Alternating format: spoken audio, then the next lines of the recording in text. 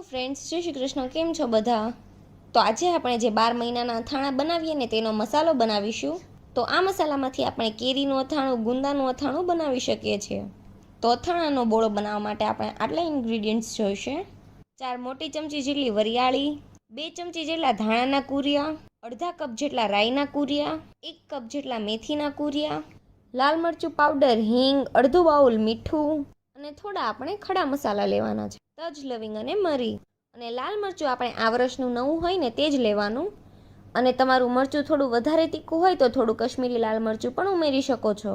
તો એક કડાઈમાં પહેલાં આપણે મીઠાને શેકી લેવાનું છે. તો સ્લો ફ્લેમ પર મીઠાને આપણે 2 થી 3 મિનિટ જેવું શેકી લેવાનું છે. તો આ રીતે મીઠું શેકવાથી જે મસાલો બનાવીએ ને તે ખરાબ થતો નથી અને 12 મહિના અથાણું સારું રહે. તો હવે આપણે મીઠાને બીજી ડીશમાં લઈને તેને ઠંડુ થવા રહેવા દેશું. તો કડાઈમાં આપણે 2 પાવડા જેટલું તેલ ગરમ કરવા મૂકીશું. અને તેલ ગરમ થઈ જાય એટલે ગેસની ફ્લેમ આપણે બંધ કરી દઈશું. તો પહેલાં આપણે મિક્સરની જારમાં મેથીને અધકચરી પીસી લઈશું. તો મિક્સરને આપણે ચાલુ બંધ કરીને મેથીને ક્રશ કરવાની છે. એક ધારું મિક્સર ચલાવવાનું નથી. અને આ રીતનું દરદરું પીસાઈ જાય ને એટલે પછી તેને એક બાઉલમાં લઈ લેશું. અને તે જ રીતે આપણે રાઈ અને ધાણા બંનેના કૂરિયા પીસી લઈશું.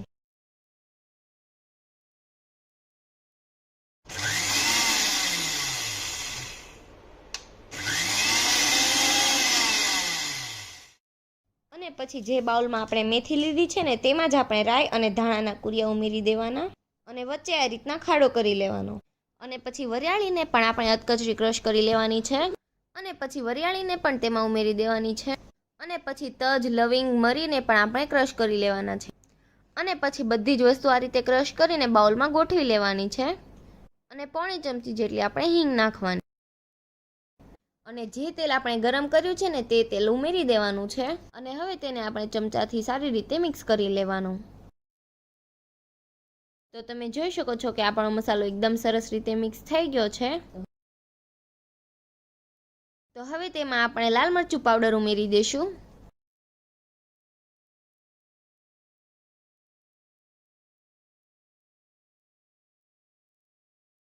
અને મીઠું ઠંડુ થઈ ગયું છે એટલે મીઠું પણ ઉમેરી દઈશું.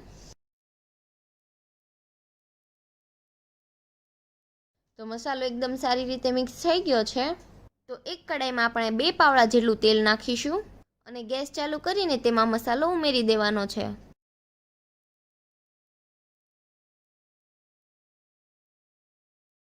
અને હવે આપણે મસાલાને શેકી લેવાનો છે એકદમ સ્લો ફ્લેમ પર.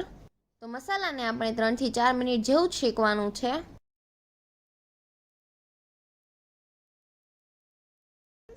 અને પછી તેને આપણે 4 થી 5 કલાક સુધી ઠંડો થવા દેવાનો છે. તો 5 કલાક જેવું થઈ ગયું છે અને મસાલો આપણો ઠંડો થઈ ગયો છે. અને જો તમારે કેરીનું અથાણું બનાવવું હોય તો કેરીના ખોખા સુકાઈ જાય ને પછી મસાલા સાથે ભેળવી દેવાના. અને તેલ તરત જ નહીં નાખવાનું, 2 કલાક પછી નાખવાનું. અને તેલ પણ ગરમ કરી અને ઠંડુ પાડીને પછી ઉમેરવું. અને એ સેમ રીતે જ તમે ગુંદાનું અથાણું પણ બનાવી શકો છો. અને હવે આપણે આ મસાલાને કાચની બરણીમાં ભરી લેશું. અને તાજું અથાણું બનાવવું હોય તો 2 મહિના સુધી આ મસાલો બહાર એમનેમ સારો રહે છે. અને અથાણું થઈ જાય પછી મસાલો વધે તો તેને ફ્રીજમાં સ્ટોર કરવો. અને આ મસાલો 2 મહિના સુધી જ બહાર સારો રહેશે. અને પછી તેને ફ્રીજમાં સ્ટોર કરવો. તો આ આપણો મેથીનો મસાલો તૈયાર થઈ ગયો છે. તો આ આપણો ગુંદા અને કેરીના અથાણાનો મસાલો તૈયાર થઈ ગયો છે. અને જો તમને અમારો આ વિડીયો ગમે તો વિડીયોને લાઇક કરજો, શેર કરજો અને અમારી ચેનલને સબસ્ક્રાઈબ કરી દેજો. Thanks for watching.